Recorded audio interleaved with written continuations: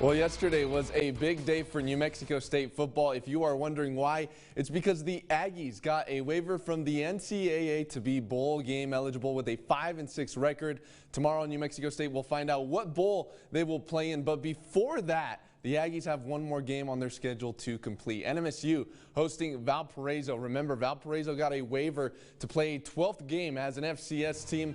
Game has nothing to do with bowl game eligibility. Instead, NMSU wanted this game to be played to give the team's seniors one last contest at home. 20 players on the team being honored before the game today. We start off in the first quarter. Diego Pavia coming off a 6-touchdown performance against Liberty last week.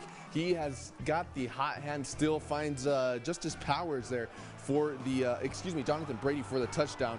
This one goes to Justice Powers. It's Pavia showing off the arm once again, 69 yards for Justice Powers. Aggies go up 21-0 at the end of the first quarter. Second quarter, Pavia rolling out, finds Bryce Childress in traffic. Childress with some clean air and goes the rest of the way, 72 yards for the score.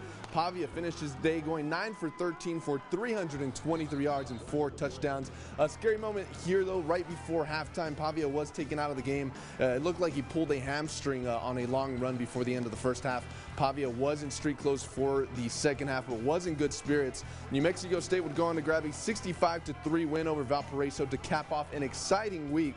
KTSM 9 Sports Director Colin Deaver was at Aggie Memorial Stadium for all the action and has more on the Aggies' big win.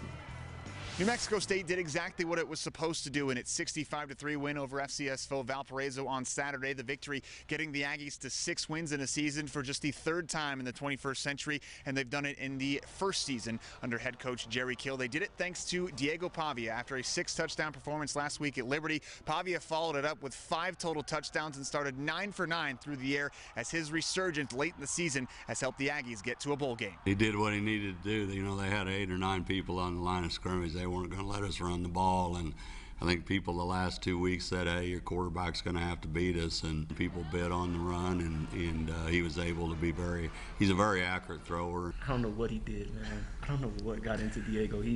But to be honest, man, we all knew Diego could do that. I wasn't lacking confidence. It was just more getting used to the playbook, play calls, and just what we're going to run during certain instances. And so when I got comfortable with that, really, I feel like nothing can stop us. Saturday's game was also senior day and the final home game for New Mexico State's 20 seniors. Now, when these guys started the year 1-5, very few of them thought they'd be in the position they are right now, heading to a bowl game. So that makes this victory that much sweeter, knowing they've got one more to play. I was banking on so much, and to start off 0-4, I did put my mind in the gutter a little bit, but now, man, I can't even describe how I feel. It's an awesome feeling for sure. We really just got conscious of what we were doing and just really realized that we can either continue the path of going down like last year, or we can actually figure some things out and try to change it. And I feel like everybody got on board and said we're not going to have a repeat of last year. And the magic happened at that point. A quick injury update on Diego Pavia, who of course went out with a hamstring injury late in the first half today. He said that he is okay, and if the Aggies played in their bowl game tomorrow, that he would be good to go. New Mexico State will find out where it's going bowling on Sunday. We'll have that report for you tomorrow on KTSM. For now at Aggie Memorial Stadium, Colin Deaver, KTSM 9 Sports.